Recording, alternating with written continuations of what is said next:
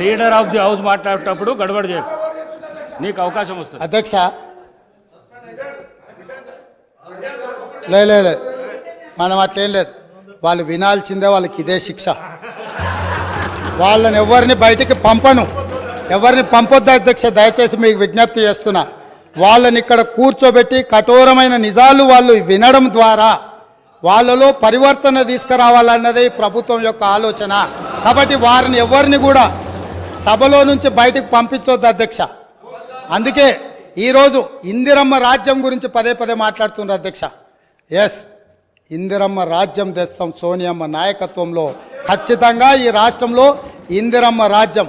ఇందిరమ్మ రాజ్యం అంటే పేదలకు ఇందిరమ్మ ఇండ్లు ఇస్తాం, భూమి లేని దళితుల గిరిజనులకు అసైన్మెంట్ భూములు ఇస్తాం, పోడు భూముల పట్టాలు ఇస్తాం, పేదలు చదువుకునే విద్యార్థులకు ఫీజు రియంబర్స్మెంట్ ఇస్తాం, వైద్యం అందించలేని నిరుపేదలకు ప్రాణాలు పోతుంటే కుటుంబ సభ్యులుగా ఆదరించి రాజీవ్ ఆరోగ్యశ్రీ పథకాన్ని అందుబాటులోకి తీసుకొస్తాం.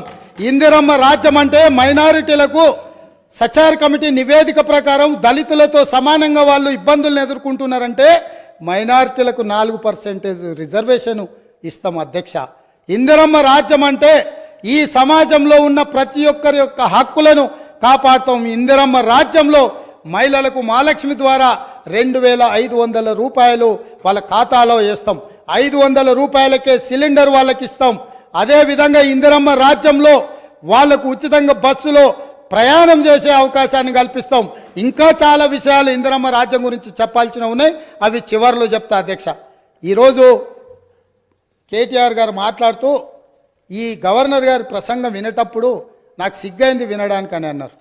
నిజంగానే వారు సిగ్గుపడాలి.